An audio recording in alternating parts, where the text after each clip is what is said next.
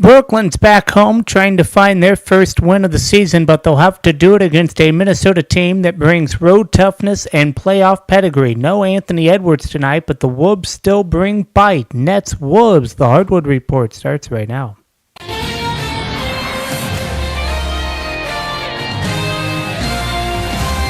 And greetings from our Temecula studio. I'm Ryder Bullock. Tonight we turn our attention to Brooklyn, where the Nets, still searching for their first win of the season, host the Minnesota Timberwolves. Tip-off set for 7 p.m.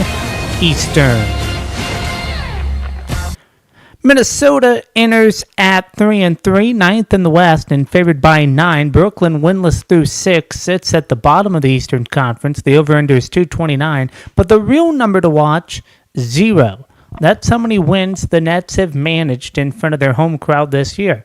Anthony Edwards is out for Minnesota with a hamstring injury. Hayward Highsmith won't suit up for Brooklyn, and Danny Wolf remains day-to-day. So tonight it's about depth, desperation, and a Timberwolves team trying to climb while the Nets simply try to stand. We'll break it all down, who's rising and who's reeling, and what it means for both conferences. You know, when you think about this game, it's kind of a tale of two trajectories. Let's start with the facts. Minnesota's 49 wins last season, a top 10 offense, and a road record that held up under pressure. Brooklyn, 26 wins, a home slate that felt more like a road trip, and a scoring average that barely cracked triple digits. Tonight, the Timberwolves arrived with a balanced attack, even without Edwards. They shot nearly 47% from the field last year, and over 37% from deep.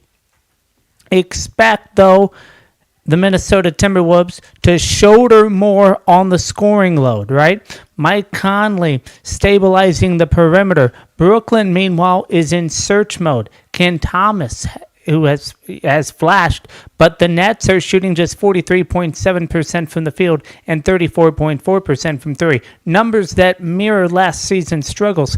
And with Highsmith out and Wolf uncertain, the rotation thins even further. This is a game where urgency meets identity. Minnesota wants to prove they're more than the middle of the pack. Brooklyn, they just want to prove they belong.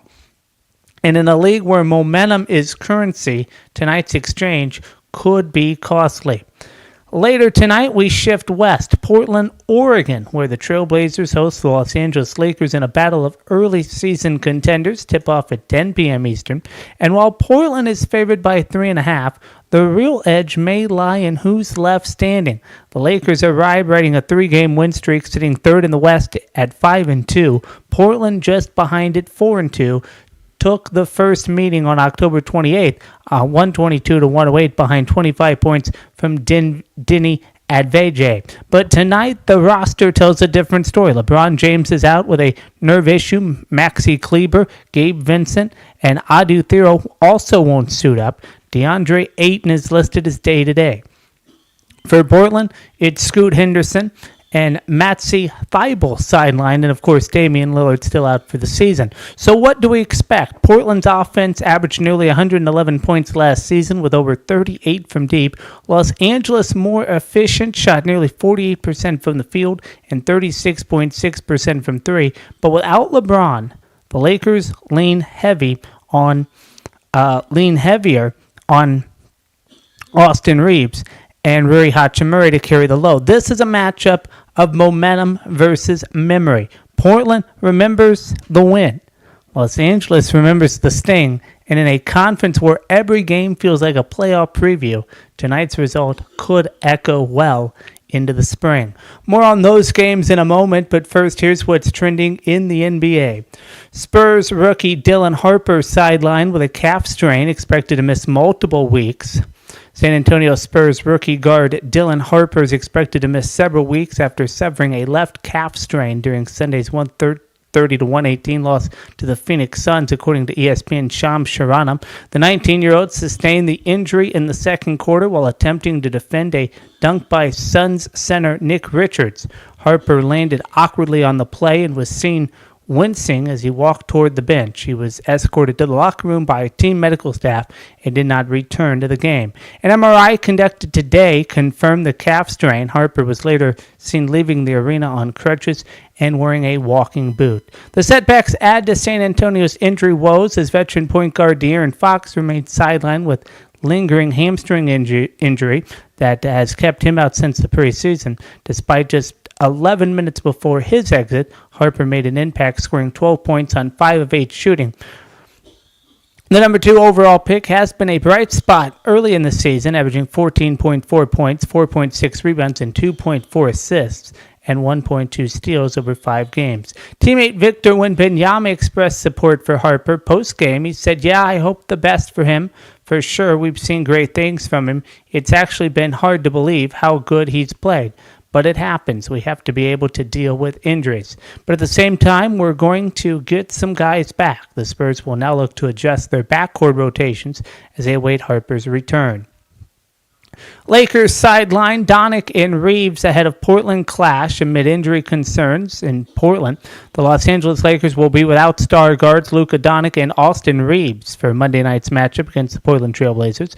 The team announced just moments ago, following their heavy workloads in Sunday's 130-120 win over the Miami Heat. Doncic, who returned early from a leg contusion and a sprained finger, logged 77 minutes over his last 2 games. He is being held out for lower left leg contusion management, the same injury that sidelined him for 3 games last week. Reeves, who had played every game this season until now, is dealing with right groin soreness after a 38-minute outing against Miami. The Lakers' injury list continues to grow, with LeBron James with sciatica, Gabe Vincent, the left ankle sprain, and Adu Thiro, the left knee surgery recovery, are also unavailable. Starting center DeAndre Ayton remains questionable due to back spasms, while Maxi Kleber could make his season debut after recovering from an abdominal strain. Despite the setbacks, LA has surged a 5-2 record, third best in the Western Conference, largely fueled by Donic's dominant averages 41.3 points, 11.5 rebounds, and 8.3 assists, and Reeves 31.1 points, 9.3 assists, and 5.1 rebounds. The Lakers will look to avenge one of their 2 early season losses, which came against the 4-2 Trailblazers, currently 4th in the West. Timberwolves' Anthony Edwards nearing return, but remains out tonight against the New York Nets. Minnesota Timberwolves star guard Anthony Edwards has been cleared for on-court contact, but will remain sidelined for tonight's game against the Brooklyn Nets as he continues to recover from a right hamstring strain. The 3-time All-Star sustained the injury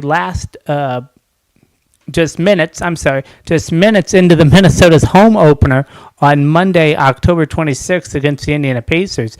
Monday marks his 4th consecutive missed game, the longest stretch of absences in his 4-year NBA career. The Timberwolves announced Edwards is progressing through his rehabilitation program and is not yet ready for game action. Minnesota's upcoming schedule includes a Wednesday night matchup at Madison Square Garden against the Knicks, a home game Friday against the Jazz, and a back-to-back road set at Sacramento and Utah next week. Edwards, who played 72 games in the 2021-2022 season, has been a cornerstone of the Timberwolves' early season plans. His returns timeline is day-to-day as the team prioritizes a full recovery. That's what's trending in the NBA, and we get back to tonight's matchup, and you can't help but think about what happened 10 days ago. The Portland Trail Blazers lost their head coach, not to injury, not to retirement, but to a federal indictment. Chauncey Billups, a final MVP turned respected sideline leader, was arrested and charged in connection with rigged poker games backed by organized crime. The headlines were jarring, the implications seismic. And for a franchise already in transition, it felt like the floor might give way. But then something unexpected happened. In the 10 days since Billups was placed on leave, the Trailblazers have gone 4-2. No drama, no excuses, just basketball.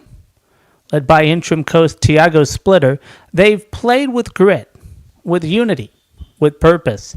And in doing so, they've reminded us of something deeper, that the game, even when shaken, still has the power to endure. This isn't the first time basketball has faced a reckoning.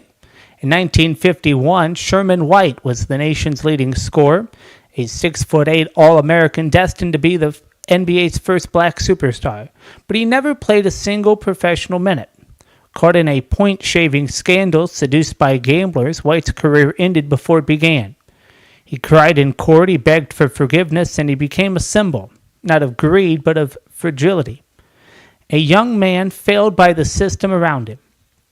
Today's scandal echoes that same fragility, but Portland's response on the court offers a counterpoint. While the league wrestles with trust, the Blazers have chosen effort. While headlines swirl, they've chosen focus. And while the game's integrity is questioned, they've quietly reminded us what it looks like when a team plays for each other. But when we love a sport, when we invest in its stars, when we believe in the purity of competition, we're placing a deposit of trust. And when that trust is broken, the cost isn't just reputational, it's emotional. Sherman White never got his redemption, but Portland in this moment is writing a different kind of story, one not defined by scandal, but by resilience. They'll take the court tonight against the Lakers. Timberwolves Nets. All right, let's get right to it. Monday night, Barclays Center. You've got Minnesota coming in at 3-3. Brooklyn still looking for their first win at 0-6. That's right, 0 wins, and they're at home. This is a pride game, plain and simple. Keys to the game, number 1, Edwards is out, right? So if Anthony Edwards is out tonight with the hamstring, that's a big loss. Here's the closer, their spark, their star. So, right, what does Minnesota do? Well, they're going to lean on Julius Randle. He's a proven scorer, a physical presence, and he's going to have to carry the load. Naz Reid gives you energy, Gobert protects the rim, and Conley's the steady hand. But without Edwards, they lose that edge. Key number 2, Brooklyn's identity crisis. Let's be honest, Brooklyn doesn't know who they are. Cam Thompson can score, sure. Porter Jr. can shoot it. Claxton's got bounce, but there's no glue guy, no leader. They've been in games, but they haven't finished. That's coaching, right? That's chemistry. That's execution. Tonight, they've got to show some fight. Key number 3, this game is going to be decided early. First 6 minutes. If Brooklyn comes out flat, forget it. If Minnesota jumps out and controls the pace, it's over. But if the Nets punch first, they show some pride on their home floor, we've got a ball game. And lastly, the paint battle, Gobert and Claxton. This is the matchup. Gobert's a wall. He controls the glass, alters shots, and sets the tone defensively. Claxton's got athleticism, but he's got to be physical. Okay? No finesse tonight. If Brooklyn gets beat on the board, they're done. Here's tonight's pick and play. Minnesota wins the game. They've got the depth, the defense, and the expectations and the experience, but Brooklyn covers early. I like the Nets in the first quarter. They've been bad early, yes, but tonight they've got something to prove. You want to play, watch the first 6 minutes. If Brooklyn shows fight, you write it out. If they don't, you change the channel. That'll do it for us. Tip-off coming your way. We'll see you for the Hardwood Report at the half.